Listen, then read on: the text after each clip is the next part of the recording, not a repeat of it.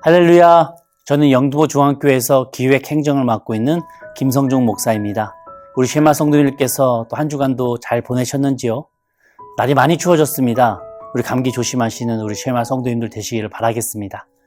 이제 15년 가까웠었던 이 다윗의 광야 생활이 끝을 향해 달려가고 있는데요. 이제 곧 있으면 사울 왕이 죽고 그 이후에 다윗은 유다 지파의 왕으로 추대되게 됩니다.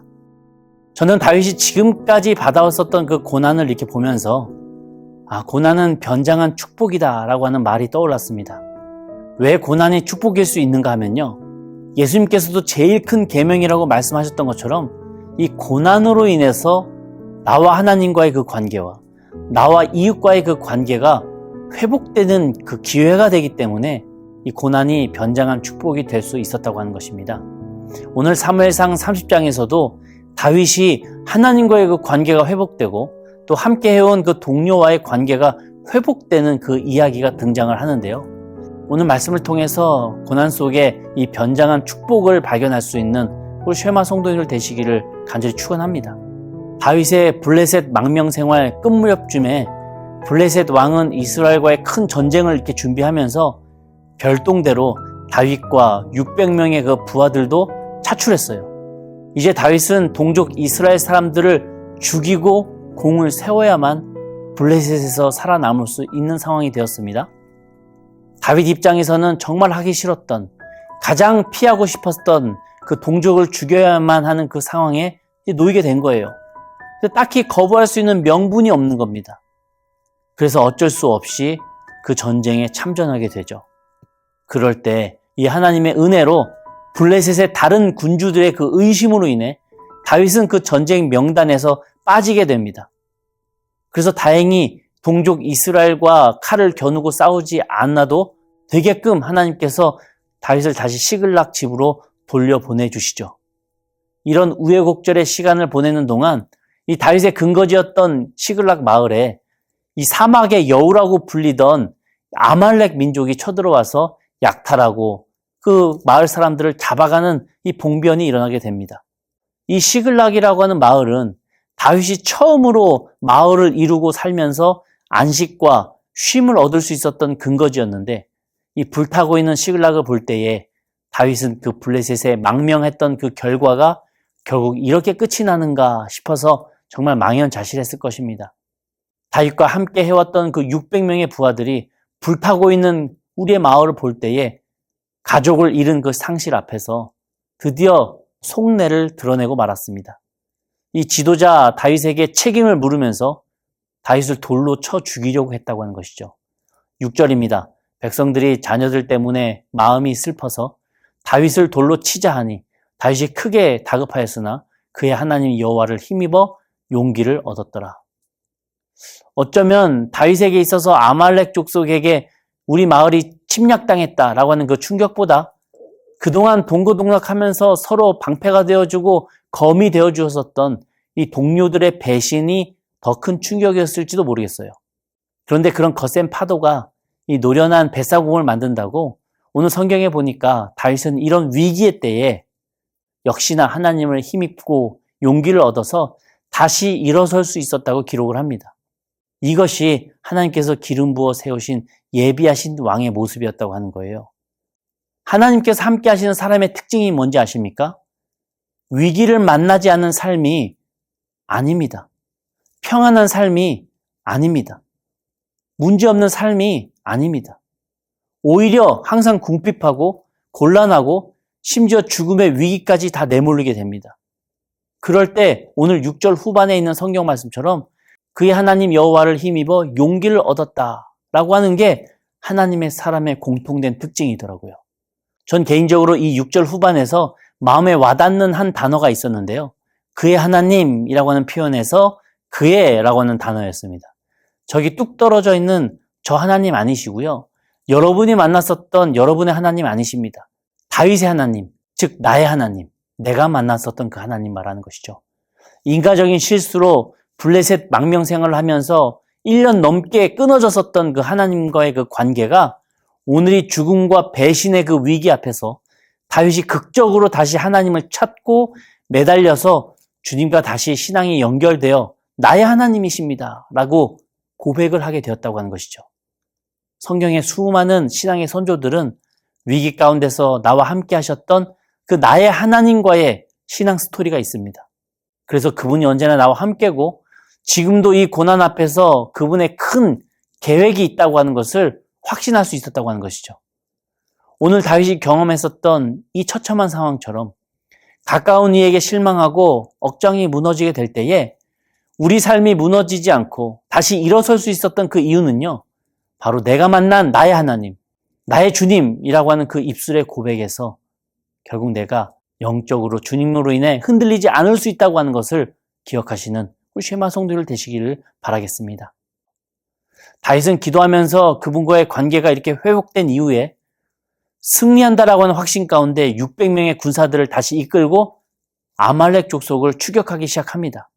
시글락에서 남쪽으로 24km 정도 되는 그 부솔 시내가까지 쉼없이 뛰어갔어요. 그런데 이 부솔 시내가에서 문제가 생깁니다. 사무엘상 30장 9절과 10절인데요. 이에 다윗과 또 그와 함께한 600명이 가서 부솔 시내가에 이르러 뒤떨어진 자를 거기 머물게 했으되 곧 피곤하여 부솔 시내를 건너지 못하는 200명을 머물게 했고 다윗은 400명을 거느리고 쫓아가니라. 600명 중에서 200명의 군사들이 도무지 지쳐서 갈 수 없겠다라고 쓰러진 겁니다. 그들도 너무나도 가고 싶지만 우리 처자식들 정말 구하고 싶지만 도저히 몸이 따라주지 않는다고 하는 것이죠. 이미 블레셋이 준비했던 그 전쟁터에서 시글락까지 약 100km가 넘는 거리를 사흘 만에 이렇게 달려온 상황이었고 또 시글락의 그 폐허 속에서 더 이상 울 기운이 없을 정도로 울며 진이 다 빠졌어요. 그리고 또다시 여기 부솔 시내가까지 24km를 쉼없이 달려왔으니 먹지도 마시지도 쉬지도 못한 이 상황 속에서 육체적으로 감당하지 못하는 사람들이 속출하는 것은요, 이 당연한 현상이었을 것입니다. 그렇게 600명 중에 3분의 1인 200명이 탈진하고 말았다고 하는 것이죠. 다윗은 지휘관으로서 암담했을 거예요. 600에서 400으로 줄어든 거 아닙니까? 전투병력 3분의 1이 사라진 거 아닙니까? 남은 400명이 감당해야 될 전투 부담은 더 커졌다는 거 아니에요. 게다가 아말렉 땅으로 지금 가고는 있는데 이 아말렉 족속은 성을 짓고 한 곳에 머무는 족속이 아니었습니다.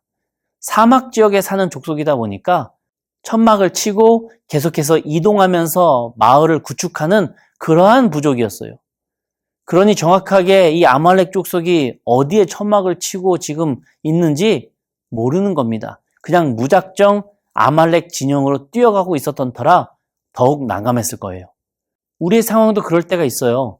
이 최선을 다해서 어딘가에 집중하며 온 힘을 쏟아도 모자를 판에 이 다윗의 상황처럼 생각하지도 못했던 재정이 부족하고 사람이 부족하고 시간이 부족한 그런 경우가 대부분 생깁니다. 게다가 내가 계획했었던 것들이 하나 둘씩 점점 틀어지게 돼요. 하나님께서 도대체 나에게 왜 이러시는지 모르겠습니다. 그리고 그때 나는 분노하며 좌절하죠.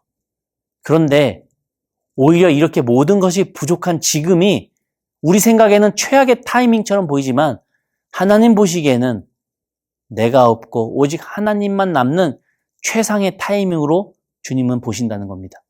나의 상황과 내 형편 너머에 계신 우리가 상상치도 못한 그 하나님의 뜻하심이 있다고 하는 것을 우리는 기억하면서 인간적으로는 너무 걱정이 되고 두렵지만 다윗처럼 하나님께서 주신 그 확신 붙잡고 심적으로 흔들리거나 영적으로 무너지지 말자고 하는 겁니다. 그럴 때 하나님이 일하신다고 하는 거예요. 역시나 다윗의 일행에게도 이 생각하지는 못했던 이 작은 섬김이 아주 큰 축복의 결과로 이어지는 그런 기적 같은 경험을 하게 되는데요. 아말렉을 추격하던 다윗의 군대는 그 광야에서 방황하고 있던 한 애굽 사람을 만나게 돼요. 사흘 동안 먹지도 마시지도 못한 이 애굽 사람은 쓰러져서 죽기 직전이었습니다.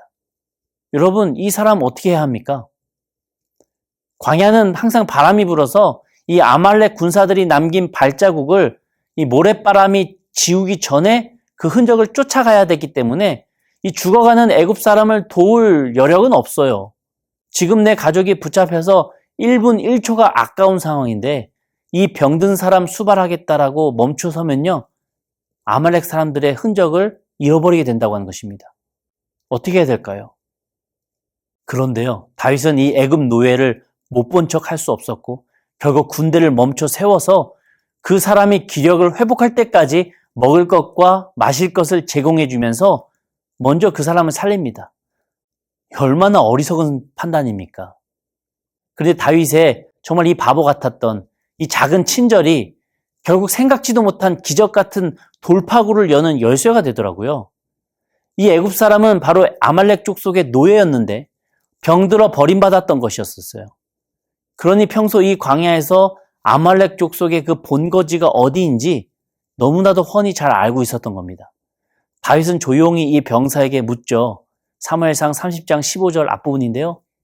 너가 나를 그 군대로 인도하겠느냐? 이 애굽 출신 노예 한 명으로 인해서 아말렉 족속의 현재 본거지를 곧바로 찾아내게 됩니다. 아마 아말렉 족속 사람들은 자신들이 버리고 간 이 노예가 이 적장 다윗의 길잡이가 되어서 자신들의 뒤통수를 치게 될 줄은 아마 꿈에도 생각하지 못했을 거예요. 약하고 병든 자를 내팽개치는 아말렉과는 정반대로 생판 모르는 남이지만 돌보고 챙기는 이 다윗의 작은 섬김이 작은 차이를 만들어내서 생사가 걸린 이 전투의 흐름을 완전히 바꾸는 기회가 될 줄 누가 알았겠습니까?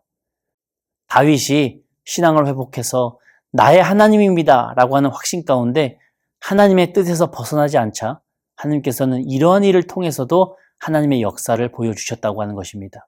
우리 역시도 나의 하나님을 간직하고 고백함으로 이런 하나님의 정말 상상치도 못했던 큰 기적을 경험하시는 또 저와 우리 쉐마 성도님들 되시기를 기도하겠습니다. 이 노예는 지체 없이 다윗의 군대를 아말렉 족속의 야영지 그 코앞으로 인도하죠. 아니나 다를까 16절 후반에 보니까 이 아말렉 족속은 경비병도 세우지 않고 크게 약탈하였음으로 말미암아 먹고 마시며 춤추는지라 이렇게 행동합니다. 다 취해서 깊이 잠든 그 새벽에 다윗은 지체하지 않고 새벽부터 시작해서 그 다음날 해 저물 때까지 이 무방비 상태였던 아말렉 사람들을 쫓아가서 괴멸시키죠. 그리고 18절의 내용처럼 빼앗겼던 것들, 크고 작은 것을 막론하고 모든 것을 다 그대로 되찾게 됩니다. 이렇게 하나님께서는 다윗이 하나님과의 관계가 회복되자 이제는 사랑하는 공동체와의 관계도 회복되도록 인도하셨다고 하는 것이죠. 사랑하던 내 가족들, 내 이웃들을 다시 만나게 됩니다. 총 600명 중에 400명이 이런 큰 승리의 기쁨을 맛보지 않았습니까? 다시 되돌아오는 400명을 맞이하는 그 부솔 시냇가에 있던 나고자 200명의 심정은 어땠을까요? 이 부솔이라고 하는 단어의 뜻에서 그 마음을 알 수 있는데요. 부솔은 차가운 샘이라고 하는 의미입니다. 그 200명의 마음이 차갑게 얼어붙었다라고 하는 게 아니라 그 200명을 바라보던 전장에서 돌아온 나머지 400명의 마음이 그렇게 차갑게 얼어붙었다고 하는 것입니다. 그런데 그 400명 중에 유일하게 마음이 얼어붙지 않은 한 사람이 있었는데 바로 다윗이었어요. 21절을 보니까요. 다윗이 전에 피곤하여 능히 자기를 따르지 못함으로 부솔 시내에 머물게 한 200명에게 오매 그들이 다윗과 그와 함께한 백성을 영접하러 나오는지라 다윗이 그 백성에게 이르러 문안하며 다윗이 그 부솔 시내가에 있던 200명에게 먼저 달려갑니다. 중간에 오메라고 기록한 히브리어는 나가시라고 하는 뜻으로서 그 뜻은 사랑의 마음으로 껴안듯 맞이하다라고 하는 의미입니다. 이 전쟁에서 돌아온 다윗이 먼저 그 부솔 시내가에 숨어 있었던 200명의 사람들을 찾아가서 껴안고 문안했다고 하는 것이죠. 거꾸로 되었죠. 근데 왜 다윗은 그렇게 먼저 달려가 껴안고 그들에게 안부를 물었습니까?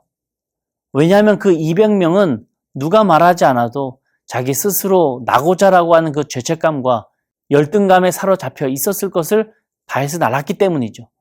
그래서 그들에게 먼저 다가가서 오히려 맞이했던 것입니다. 다윗과 함께한 끝까지 전쟁에서 승리했던 이 400명의 사람들 가운데 이 몇몇 사람들이 이 우리가 가지고 온 이 전리품을 저 나고자 200명에게는 나눠주는 것은 공평하지 않다라고 말합니다. 22절인데요. 다윗과 함께 갔던 자들 가운데 악한 자와 불량배들이 다 이르되 그들이 우리와 함께 가지 아니하였은즉 우리가 도로 찾은 그 물건은 무엇이었든지 그들에게 주지 말고 각자의 처자만 데리고 떠나가게 하라 하는지라. 공로를 세운 만큼 보상받는 게 공평하다라고 하는 이 논리로 따져보면 매우 합리적이고 절대 틀린 말이 아닙니다. 그렇게 해야 또 나중에 공로 세우기 위해서 또 열심을 낼 거 아닙니까? 여러분은 어떻게 생각하시나요? 이 전리품을 저 나고자 200명에게도 나눠줘야 합니까? 근데 사실 이 부분은요, 고민할 필요도 없는 것이 이미 확실한 규례가 있었습니다. 민수기 31장에서 모세가 미디안 족속에게 전쟁에서 승리하고 가져왔던 그 전리품 분배에 대해서 이미 정한 그 법칙이 있었어요. 절반은 모든 군인에게 공평하게 나눠주고 나머지 절반은 백성에게 나눠줘라.